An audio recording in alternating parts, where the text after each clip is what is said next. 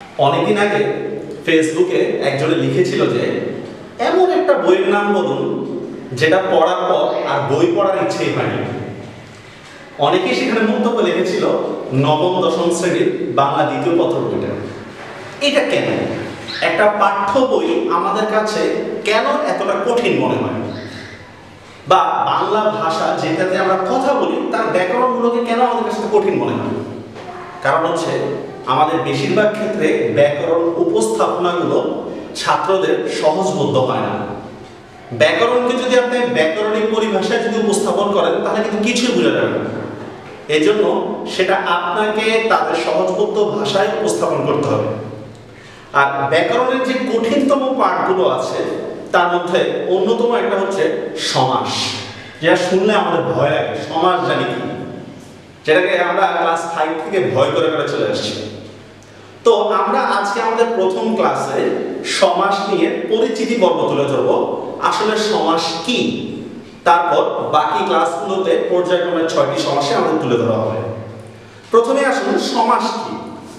আমরা জানি সমাস শব্দের অর্থ সংক্ষেপণ। এখন কাউকে যদি প্রশ্ন করা হয় সমাস শব্দের অর্থ সংক্ষেপণ, কোন কাজ থেকে সংক্ষেপণ? কারণ দেখুন সমাসের মধ্যে একটা শব্দে দুইটা পদ থাকে। যেমন আমরা দেখি সিংহাসন, এখানে কিন্তু দুইটা শব্দ আছে, সিংহ আসন। তাহলে এখান থেকে সংক্ষেপ হলো কই? অথচ সংক্ষেপ হওয়ার জন্য আমরা জানি মিনিমাম 3টা শব্দ প্রয়োজন হয়। যেমন দেখুন লেগ বিফোর উইকেট, এটা কিন্তু সংক্ষেপ হয়ে LBW, 3টা শব্দ। এখন কিন্তু সেটা আরো সংক্ষেপ হয়ে LB তে এসে পড়েছে। LBটা কিন্তু এখন আর সংক্ষেপ হয় না। আর দেখুন সিংহাসন শব্দটার ব্যাসবাক্য ছিল হচ্ছে সিংহ চিহ্নিত আসন। দেখুন এখানে পদ কয়টা? 1 2 3। এখানে কয়টা? 1 2। তাহলে সংক্ষেপণ মানেটা হচ্ছে ব্যাসবাক্য থেকে যখন সংক্ষেপ করে সমাসবদ্ধ শব্দ তৈরি করা হবে সেটাকে বলা হচ্ছে সংক্ষেপণ। আবার বলছি, সমাস শব্দের অর্থ সংক্ষেপণ, সেটা ব্যাসবাক্য থেকে সংক্ষেপ করে সমাসবদ্ধ শব্দে সংক্ষেপ হবে। কারণ সমাস হচ্ছে ব্যাকরণের শব্দ তত্ত্বে আলোচিত হয়, বাক্য তত্ত্বে না। তাহলে এতটুকু আমাদের বোঝা গেল। এখন দেখুন এই সিংহাসনের মধ্যে এই সিংহ, এটা পূর্বের একটা শব্দ, এটাকে বলা হয় পূর্বপদ। আসন এটা পরের শব্দ, এটাকে বলা হয় পরপদ বা উত্তরপদ। আর এই শব্দটাকে যখন আপনি ভাঙলেন তখন সেটা হয় সিংহ চিহ্নিত আসন। এই ডিটেইলসটাকে বলা হয় ব্যাসবাক্য। তাহলে খুব সহজেই বোঝা যাচ্ছে আমাদের সমাসবদ্ধ শব্দ এবং ব্যাসবাক্যের মধ্যে পার্থক্যটা হচ্ছে ব্যাসবাক্য বিস্তারিত, সমাসবদ্ধ শব্দ তার সংক্ষিপ্ত রূপ। এজন্যই আমরা এটাকে বলতেছি সমাস শব্দের অর্থ সংক্ষেপণ। এখন আমরা দেখব সংক্ষেপণ সমাস শব্দের আসলে কি উদ্দেশ্য। সমাসবদ্ধ শব্দ অর্থের বিচারে আমরা কিভাবে সমাস চিনে নিব, অর্থ দিক থেকে আমরা সমাস নিব। এজন্য আমরা লিখতেছি অর্থ অনুসারে সমাস।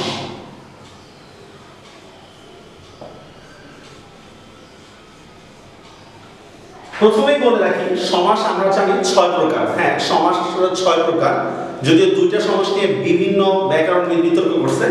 এই ছাড়াও আরো 3টা অপ্রধান সমাস আছে। তো যাই হোক, অর্থ অনুসারে সমাসের প্রথমে লিখতেছি আমরা উভয় পদ।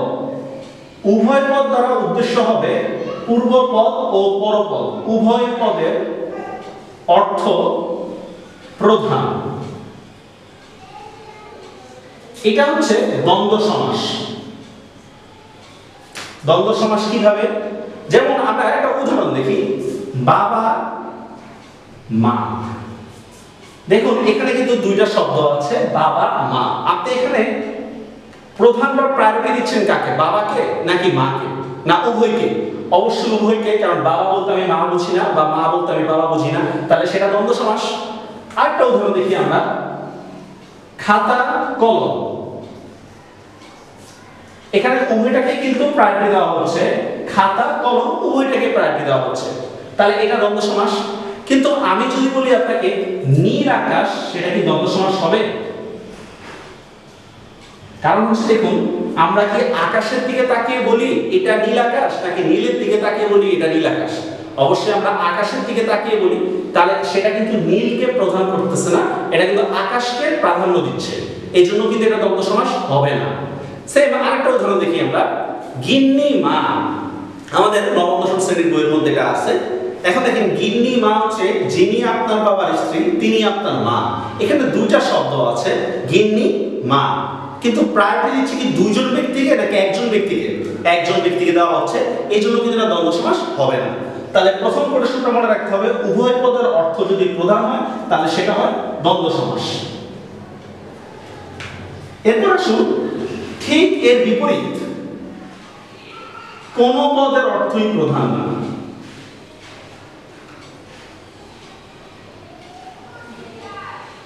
কোন পদের অর্থই প্রধান না, এটা হচ্ছে বহুব্রীহি সমাস। একটা উদাহরণ দেখি আমরা, যেমন দেখুন, গায়ে হলুদ।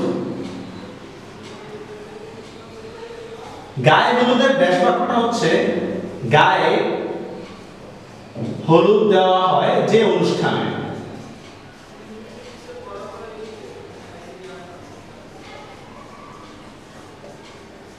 দেখুন এখানে, এখানে কি গাটা উদ্দেশ্য, নাকি হলুদটা উদ্দেশ্য, নাকি অনুষ্ঠানটা উদ্দেশ্য? দেখুন এখানে কিন্তু গা হলুদ এই দুইটার কিন্তু একটা উদ্দেশ্য না। অনুষ্ঠানে যদি মরিচ দেওয়া হয় তার নামও কিন্তু সেটা গায়ে হলুদই থাকবে, আর গালে যদি অনুষ্ঠান লাগানো হয় সেটা কিন্তু গায়ে হলুদই থাকবে, অথচ কিন্তু গায়ে হলুদ লাগানো হয় না। এখানে উদ্দেশ্যটা হচ্ছে অনুষ্ঠান। সেম আরেকটা অর্থ দেখি আমরা, বউ ভাত। যদি বলা হয় বউ ভাত দেয় যে অনুষ্ঠানে, এখানে কিন্তু আমরা বিয়ের সময় কিন্তু বউরও দেখি না, বউ এসে ভাতও দেয় না, বরং সারা ফিরনি তোলা ইত্যাদি বানানো হয়। আসলে এখানে বউ বা ভাত দুটার একটা উদ্দেশ্য না, উদ্দেশ্য হচ্ছে আমাদের অনুষ্ঠান। এই জন্য দ্বন্দ্ব সমাসে যেখানে উভয় পদের অর্থ প্রধান ছিল, আর বহুব্রীহি সমাসে সেখানে কোনো পদের অর্থই কিন্তু প্রধান না, এই জন্য এটা বহুব্রীহি সমাস। অনেক সময় পরীক্ষায় আসে অর্থ অনুসারে দ্বন্দ্ব সমাসের বিপরীত কোন সমাস, তখন কিন্তু খুব সহজেই উত্তর হবে বহুব্রীহি সমাস। আমরা 3 নম্বরটা দেখি, পূর্ব পদের অর্থ প্রধান।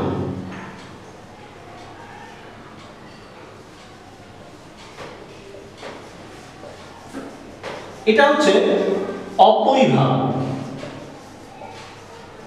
অব্যয়ীভাব সমাস আমরা একটা উদাহরণ দেখি, তাহলে বুঝতে সুবিধা হবে। যেমন আমরা লিখলাম হা ভাত। হা ভাতের ব্যাস বাক্যটা হচ্ছে ভাতের অভাব। একটু খেয়াল করে বলুন তো, আমি কি এখানে ভাতটাকে আমার বেশি বোঝানোর উদ্দেশ্য নাকি অভাব বোধটা বেশি বোঝানোর উদ্দেশ্য? অবশ্যই অভাব বোধটা। আর এই অভাবের প্রতিশব্দ হিসেবে আমার এখানে কোন উপসর্গ আসছে? হা। এটাই হচ্ছে আমাদের অব্যয়ীভাব সমাস। যেমন আরেকটা উদাহরণ দেখি আমরা, হা ঘর। হা ঘর হচ্ছে ঘরের অভাব। এখানে কিন্তু ঘর উদ্দেশ্য না, উদ্দেশ্য হচ্ছে অভাব বোধটাকে ফুটিয়ে তোলা, এই জন্যই এখানে উপসর্গ ব্যবহার হয়, আর এখানে পূর্ব পদের অর্থ প্রধান। তাহলে 3টা সমাস চলে গেল, বাকি রইল আমাদের আরেকটা কোটেশন। 4 নম্বর, পরপদের অর্থ প্রধান।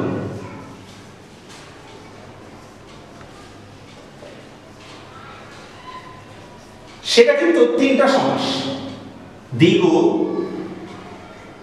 কর্মধারয়, তৎপুরুষ। এগুলো আরো ডিটেইলস আলোচনা হবে আমাদের বাকি ভিডিওগুলোতে।